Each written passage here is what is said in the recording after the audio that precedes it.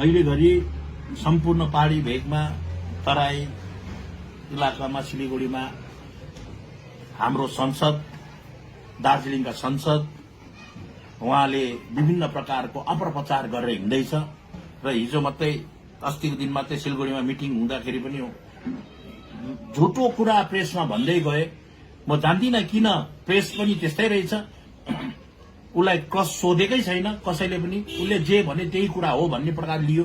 र म के भन्छु भनेदेखिलाई राजनीति गर्ने पार्टी, नेशनल पार्टी जसले भन्छ नि हाम्रो 10 करोड कि 50 करोड मेम्बर छ भन्ने पार्टी यस्तो क्यारेक्टर हुँदैन नि, कहिले हुँदैन।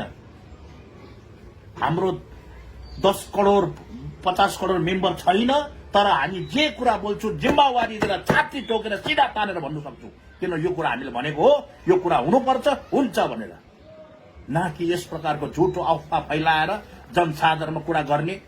म उहाँलाई सोध्दैछु,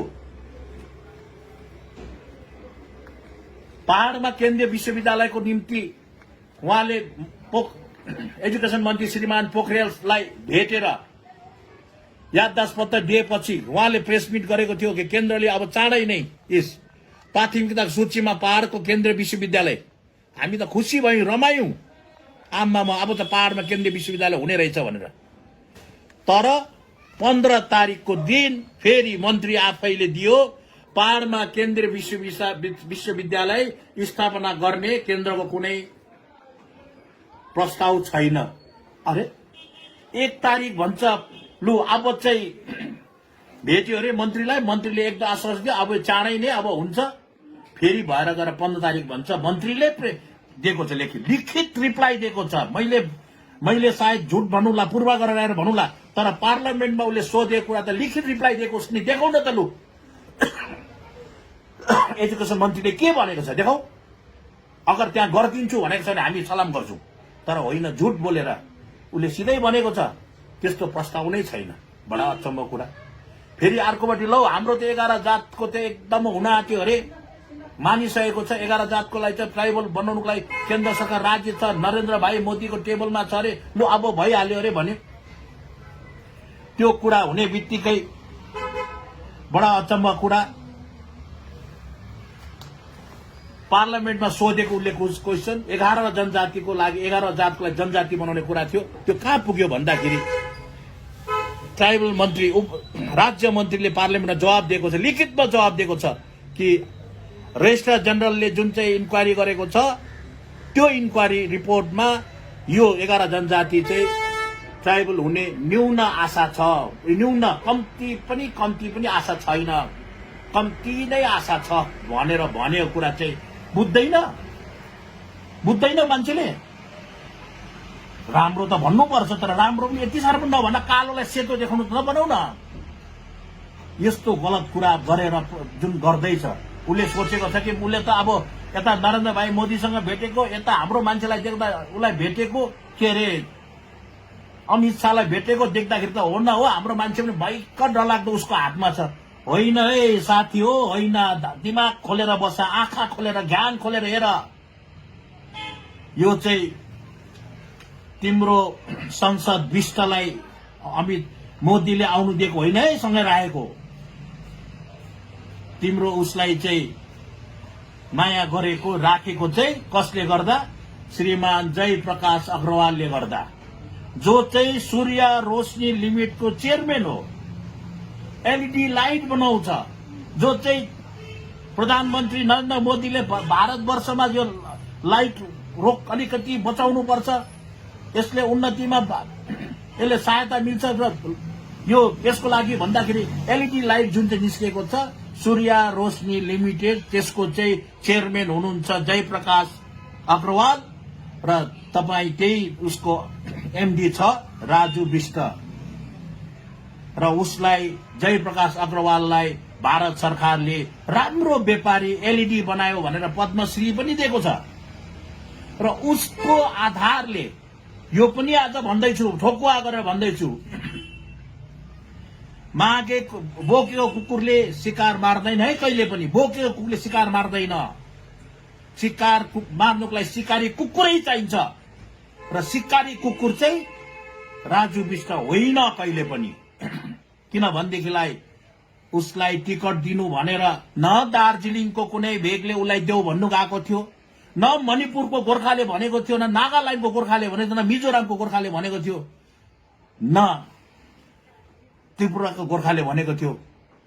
काहीँको गोर्खाले उसको नाम प्रपोज गरेको थिएन। तर उसलाई प्रपोज कसले गर्यो? उसलाई दिनुपर्छ, उसलाई चाहिँ दार्जिलिङमा मूर्ख बनाउनुको लागि पठाउनु पर्छ भनेर चाहिँ कसलाई भन्यो? कसले भन्यो? जयप्रकाश अग्रवालले, जो चाहिँ सूर्य रोशनी लिमिटेडको चेयरम्यान हो र उसलाई साथ दिने मान्छे, उसलाई लिएर जाने मान्छे को भन्दा पतञ्जलिको भाइस चेयरम्यान बालकृष्ण र प्रेम कुमार छेत्री, दुवैजना नेपालको र यिनीहरूको आडमा हाम्रो दार्जिलिङको एमपी बनाइयो र आज त्यो मान्छेको काँध लेउ मान्छेले चाहिँ हाम्रो लागि कल्याण गर्छ भनेर सोच्नु त मूर्ख कुरा हो। व्यापार चाहिँ गर्नु आएको, एलईडी व्यापार गर्नु आएको, यहाँ सूर्य बल्ब बेच्नु आएको मान्छे म। तर यहाँको मान्छेको राजनीतिक चेतना, राजनीतिक सोचलाई उसले केही दिन्छ भनेर सोच्नु गल्ती हो। कहिले पनि हुँदैन। यो जनताले यसलाई भ्रम पाल्नु हुँदैन। उसले केही गर्छ मैले भनिहालेँ, बोकेको कुकुर हो नि त। बोकेको कुकुरले केही खेद्नु सक्दैन, छिचिमिरा पनि खेद्नु सक्दैन। र खालि फोटो खिचेर आएको छ। मैले देखाइहालेँ, पोखरियालसँग बसेर फोटो खिचेर लु दिनुपर्छ, फेरि पार्लियामेन्टको त्यो चिठीमा छ हुँदैन भनेर। 11 जातकोलाई मैले मन्त्रीलाई भेटे, कोनी ओरामलाई भेटे कि गोरामलाई भेट्यो भने भन्छ, फेरि गएर भन्छ त्यही डिपार्टमेन्टको मन्त्रीले भन्छ त्यस्तो केही छैन, अप्ठ्यारो छ पाउनु। अन्त कसो कुरा सुन्नु? र यसले गर्दाखेरि म जनसाधारण आह्वान गर्छु, साथै बीजेपी का साथीहरूलाई भन्छु, तपाईको एमपीलाई सिकाउनुहोस्, तपाईको सरकारले नै डिक्लेयर गरेको, तपाईको सरकारले नै घोषणा गरेका कार्यक्रमहरूलाई चरितार्थ गर्नुहोस् न। भइगयो त। अन्त त्यसको लागि कुनै प्रकारको मन्त्रीलाई भेट्नुपर्ने, के गर्नुपर्ने केही पनि छैन। कारण श्रीमान नड्डा साहब, जो चाहिँ अहिले पछि के अरे बीजेपीको सारा भारतको प्रेसिडेन्ट हुनुहुन्छ, ऊ जति बेला चाहिँ भारत सरकारको स्वास्थ्य मन्त्री थिए, त्यति बेला उहाँले नै भनेको छ उत्तर बंगालमा स्वास्थ्य विकास केन्द्रको विशेष सहयोग गर्छौं हामी। अब त्यो बादमा यो पनि छ कि जति बेला कुरा सुरु भयो, पीयूष गोयल र प्रकाश जावडेकरले जोइन्ट प्रेस स्टेटमेन्ट दियो र उसले भन्यो, पीयूष गोयल र प्रकाश जावडेकरले जोइन्ट स्टेटमेन्ट दियो। त्यो स्टेटमेन्ट हुन्छ 28 तारिक अगस्त 2019। त्यतिबेला भनेको छ हामी देशमा 75 वटा मेडिकल कलेज बनाउँछु, यो 75 मेडिकल कलेज बनाउँछु, त्यसको निम्ति हामीले पैसा खुट्टाइसकेको छ, हाम्रो सरकारले खुट्टाइसकेको छ।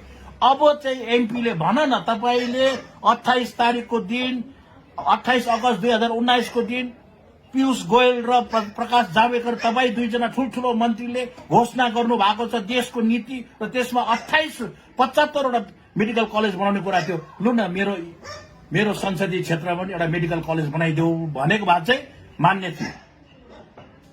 त्यति बेला तपाईलाई थाहा हुन्थ्यो तपाई साँच्चै नै योद्धा हो कि धुर भएको हो भन्ने कुरा। तपाई त्यो भन्नै भएन। र यसैले गर्दा म अझै यो कुरा अझै यहाँ के भन्न चाहन्छु भने 1962 सालमा भारत चाइनाको लडाईँको बेलामा यहाँको विभिन्न इलाकाहरूमा, पहाड़को विभिन्न इलाकाहरूमा आर्मी राख्नको निम्ति सबै मान्छेलाई जग्गा खाली गर्नु लगायो। धेरै 100 एकड़, हजार एकड़ जमिन खाली गरेर आर्मी बसाइयो। त्यो आर्मी बसाएको ठाउँहरूमा 62 देखि त्यहाँबाट मान्छे जसलाई उच्छेद गरियो, तिमीहरू छोड्दियो, यहाँ आर्मी बस्छ भन्दाखेरि रातारात जग्गा छोडेर जानेहरूलाई जब चाहिँ अरुणाचलमा पनि त्यस्तै भयो र यहाँ पनि त्यस्तै भयो। त्यसले गर्दा अरुणाचलमा चाहिँ त्यहाँका अरुणाचलका संसदले पार्लियामेन्टमा कुरा उठाएर अरुणाचलमा जसको जमिन गएको छ रिसेन्टली सर्वे गरेर पहिलो किस्ती 150 करोड कम्पनसेसन दियो पहिलो सीतारमणले। त्यसको बादमा फेरि सर्वे गरेर हामी सम्पूर्ण पैसा केही दिनमा भुक्तान गर्छौं भनेर भनेको छ। र म तपाईलाई सोध्छु, तपाई संसद, मैले अघि भने नि बोके कुकुरले शिकार मार्दैन, थाहै छैन केही कुरा, अर्काले लेखेर दिएको कुरामा हतार लेख्ने बाहेक के जान्दछ? र तपाईले भन्नुहोस्, पार्लियामेन्टमा कुरा उठाउनुहोस्, जब तपाई अरुणाचलमा 1962 सालमा जग्गा खाली गर्नेहरूलाई तपाईले कम्पनसेसन दिनु सक्दैछ भने यहाँ दार्जिलिङ भेगमा हाम्रो पनि त धेरै धेरै जग्गा चाहिँ आर्मीले लग्यो नि त, आर्मी बसेको छ नि त, त्यो जग्गाको लागि कम्पनसेसन कसले दिन्छ? सोध्नुहोस् त। सोध्नु भयो? सोधेन। अरुणाचलका संसदले त 2017मा दिएर पैसा पनि दिलाएन हौ। तिमी त कुरै गर्दैनौ अन्त। त्यसले गर्दा म तपाईलाई भन्छु, यो कुरा गल्ती नगर्नुहोस्। तपाईले सक्ने कुरा मात्रै गर्नु, ठुल्ठुलो कुरा नगर्नुहोस्। कहाँ पीपीएस, कहाँ सीसीएस, कहाँ खोनिकेहरू सब त्यो तपाईको बसको कुरै होइन। तपाईले त्यो जान्दैन पनि। जब तपाईले जे कुरा जान्दैन त्यो कुरा बसमा आलोचना गर्ने पनि हुँदैन तपाईले। तपाई आफैले वाचा गरेको 12 अगस्तको दिन हिलको 150 वटा गाउँमा कोचिङ सेन्टर खोल्ने भन्छ। के को कोचिङ सेन्टर? के कोचिङ सेन्टर खोल्ने खोलियो त? कुन कुन गाउँमा खोलिएको छ जनतालाई बतायो के? तिमीले बताएनौ त। 150 वटा कोचिङ सेन्टर जुन खोल्ने कुरा मिडियामा आयो 12 अगस्त 2019 मा, खै खोल्दैन त। तर खोलिनु चाहिँ खोलियो है, मान्नुपर्छ, खोलिएको छ। के खोलियो? यहाँ चाहिँ सूर्य फाउन्डेसन खोलियो। सूर्य फाउन्डेसनको नाममा 257 जना युवाहरूलाई राखेर, ठिक छ, काम पाएको छ। यो 257 जना युवाहरू गाउँ बस्ती गएर गाउँ बस्तीमा डाटा कलेक्सन गरेर सरकारलाई बुझाएर यहाँ त लौ के अरे विवेकानन्द युथको हामी पार्लियामेन्ट्री गर्दैछौँ अरे, जेवाइसी गर्दैछौँ अरे, रुरल डेभलपमेन्ट गर्दैछौँ अरे। नाम हाम्रो मान्छे धनबहादुर, मनबहादुर, वीरबहादुर राई, सनमाया राई, वीरमाया भुजेल भनेर लेखेर गएर नाम चाहिँ जाने र त्यसको नाममा आएको पैसा चाहिँ तेमेरू बाँडेर खाने। बताइदेऊ त सूर्य फाउन्डेसनको भनेको के हो? कति पायो केन्द्र सरकारबाट पैसा? र त्यो पैसा कुन कुन गाउँमा रुरल एक्सपेन्स भयो, गाउँको विकास भयो, देखाइदेऊ त। मैले सोध्दैछु यो कुरा। सूर्य फाउन्डेसनले आज हाम्रो नाम, हाम्रो डाटा लगेर केन्द्र सरकारबाट आएको फन्ड लिएर जुन प्रकारले आज मौज मजा गर्दैछ नि, यो कुरा चाहिँ चाँडै नै जनताले चाल पाउनु पर्छ। र म फेरि पनि भन्दैछु, सूर्य फाउन्डेसन के हो? सूर्य फाउन्डेसनले के गर्छ? यो सूर्य फाउन्डेसन किन महाराष्ट्रमा छैन, किन बंगलोरमा छैन, किन गुजरातमा छैन, किन यहाँ दार्जिलिङमा मात्र सूर्य फाउन्डेसन? सायद हाम्रो मान्छेलाई,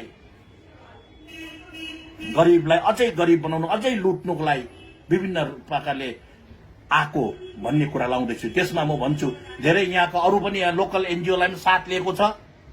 उनीहरूलाई पनि हातमा राखेर उनीहरूको भएको डाटाहरू पनि उसले लगेर उताबाट सरकारमा पठाएर गर्दैछ। त्यो पनि हामी आरटीआई गर्छौँ। सूर्य फाउन्डेसनको बारेमा आरटीआई गर्छौँ हामी। के हो यसो काम कुरा, कति पैसा सेङ्सन भयो, के कुन कुन गाउँमा काम भयो, यो कुरा हामीलाई जानकारी दिनुपर्छ। र यो पनि भनिराखौँ, पहिला गर्ने सूर्य फाउन्डेसन छोडेर जानेहरूले भन्दैछ, कुरा गर्दैछ। यसले गर्दाखेरि म भन्छु, बिना सित्तैको कुरा मिडिया पायो भन्ने बित्तिकै सीपीएमले यो गर्यो, सीपीएमको पुरा फर्म जान्दैछौ? सीपीएम के बुझ्छौ? तिमी त बल बुझ्छौ, कति वाटको बल बुझ्छौ। सीपीएम बुझ्दैन, मार्क्सवाद लेनिनवाद बुझ्नु सक्दैनौ तिमीले। किनभने तिमीले कुनै दिन एक छाक छोडेको छौ, कुनै एक छाक पानी नखाएर काटेको छौ, कुनै दिन भोकै बसेको छौ र तिमी भोकको कुरा व्याख्या गर्छौ। त्यसले गर्दा तिमीबाट त्यो झुटो कुरा हो। त्यसले गर्दा फेरि पनि भन्दैछु, फाल्टु बोल्नु छोड, सही कुरा भन, जनताको काममा आऊ, हामी सलाम गर्छौँ। तर गलत प्रचार गर्यो भने चाहिँ सीपीएमको सम्पूर्ण पार्टी क्याडर तिम्रो काममा तगारो बन्छ। तिमीले झुटो प्रचार गरेको हामी पनि त्यस्तै प्रकार प्रचार गर्छौँ। तिम्रो जहाँ झुटो भएको छ, जे कुरा छ, तथ्यसँग नि, पूर्वाग्रहले होइन, तथ्य लिएर, तारिख, डेट, कहाँ कुन सबै तथ्य लिएर, कहाँ पार्लियामेन्टमा के भन्यो, कुन ठाउँमा के भन्यो, कुन मन्त्रीलाई भेटेर के भनेको छौ, त्यो तथ्य राखेर हामी तपाईँसँग तर्क गर्नु तयारी छु। र मिडियालाई पनि सोध्दैछु, सत्तामा ललायत भएको, सत्तामा मातिएको मानिसहरूलाई सत्ताले गलत गरेको कुरा पनि बताएर सोध्नुपर्छ है। नत्र भनेदेखिलाई त्यो ठाउँमा गणतन्त्र बाँच्दैन। गणतन्त्रको रखवाली गर्नेहरू त मिडिया हो नि त। गणतन्त्रको रखवाली गर्ने मिडिया हो। यदि मिडिया नै एक पक्ष भयो भनेदेखिलाई यो जनताले गणतान्त्रिक देशमा आफ्नो गणतान्त्रिक अधिकार गुमाउँछ र गणतन्त्रको रक्षा गर्न मिडिया सक्षम हुनुपर्छ, जनसचेत नागरिक सक्षम हुनुपर्छ, बुद्धिजीवी अघि आउनुपर्छ। यो ढोङ गर्नेहरूलाई, यो नौटङ्कीबाजहरूलाई जनताको अघि मुखण्डो खोल्नुपर्छ भन्ने सिपिएम पार्टी माग्दछ।